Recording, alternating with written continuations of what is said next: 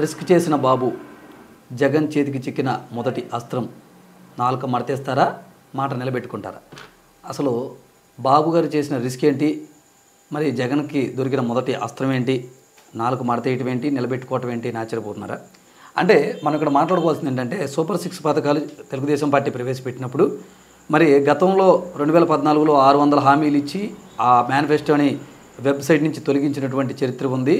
మళ్ళీ అలివిగాన ఆ హామీలు ఇస్తున్నారు, ఏమాత్రం నెరవేర్చేయగావని వైఎస్ఆర్ కాంగ్రెస్ పార్టీ అధికారంలో ఉన్నప్పుడు ముక్తఖండంతో చెప్పింది. అలాగే అమ్మఒడి కానీ లేదా మిగతా సంక్షేమ పథకాలు అన్నింటిని కూడా ఆటో డ్రైవర్లకి ఇచ్చే వాటిలేమి, మిషన్ కుట్టుకునే వాళ్ళకి ఇచ్చే డబ్బుల గురించి చేయూత, ఇలాంటి ప్రతిదీ కూడా డబ్బులు పొందారంగా పంచిపెడుతున్నారు అని చెప్పేసి మొదటి నుంచి కూడా చెప్పుకుంటూ వచ్చింది. మొదటి 2.5 సంవత్సరాలు ప్రతిపక్ష బాధ్యతను బాగా వాళ్ళు పోషించారని చెప్పుకోవచ్చు.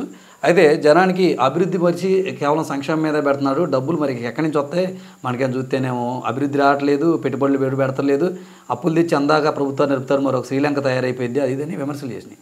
కరెక్ట్గా జనాల్లోకి అదే సింక్ అయినాయి, అదే టాక్ ప్రతి గ్రౌండ్లోకి వెళ్ళింది.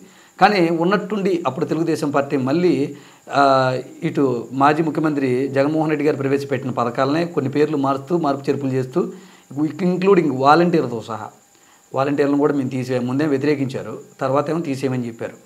అయితే ఇక రిస్క్ చేసి ఏదైతే అది అయిందని చెప్పేసి ఒక చిన్న వాగ్దానాన్ని, అంటే ఈ అమ్మఒడికి సంబంధించిందండి, ఏదైతే ముందు వ్యతిరేకించారో దాన్ని ఎక్కువగా రిస్క్ చేసి చెప్పారు. ఏంటంటే జగన్మోహన్ రెడ్డి గారు మొదట ఎంతమంది పిల్లలు ఉంటే అంతమందికి ఇస్తారని చెప్పారు, కానీ అధికారంలోకి వచ్చిన తర్వాత కేవలం ఒక్కళ్ళనే చేశారు. అది ఒక వ్యతిరేకత అప్పుడులోనే మూట కట్టుకుంది. సరే, దాన్ని కవర్ చేసుకోవడానికి ఆయన ఎట్లా ప్రతి సంవత్సరం వేస్తున్నాడు. అందులో 15,000 నుంచి కోతలు మొదటి సంవత్సరం ఫుల్గా పెడితే తర్వాత 2,000 తగ్గించడం, 3,000 తగ్గించడం, చివరికి 12,000 10,000 పడ్డవాళ్ళు కూడా ఉన్నారు. అయితే చంద్రబాబు నాయుడు గారు ఏం చెప్పారు, ముక్తకంఠంతో ఎన్నికల ముందు సూపర్ 6లో ఇది తల్లికి వందనం అని పెట్టి, ఇద్దరుంటే ఇద్దరు, ముగ్గురుంటే ముగ్గురు, నలుగురుంటే నలుగురుంటే ఒక్కొక్కరికి 15,000 చొప్పున 60,000 వరకు ఇచ్చే బాధ్యత నాది, మీరు బడికి పంపండి అని ఒక అడుగు ముందుకేశారు.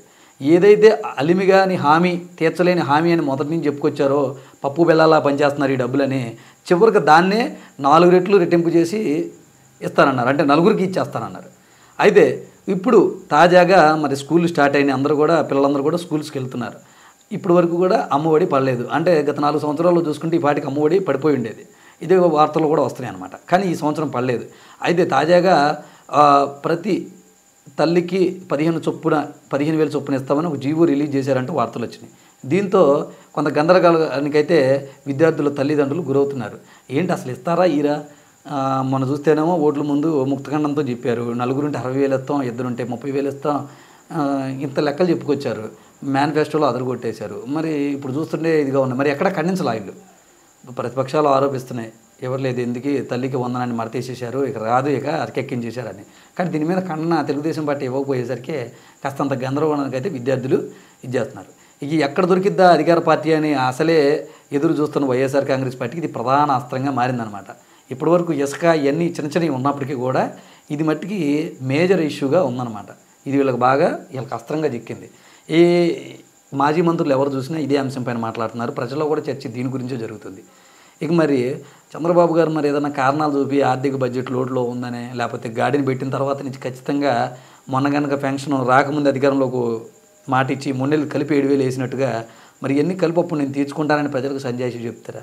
లేదు, అవసరం లేదు అని ప్రతిపక్షాలని బాగా మాట్లాడినిచ్చి చివరికి ఆయన అనుకున్న విధంగా ఇద్దరుంటే ఇద్దరికి, ముగ్గురుంటే ముగ్గురికి, నలుగురింటికి నలుగురు వేస్తారా? మరి మాట నిలబెట్టుకుంటారా, నేలకు మడతేస్తారా అని చాలామంది ఆత్రంగా ఎదురు చూస్తున్నారు. చూద్దాం మనం కూడా ఏం జరుగుద్దో.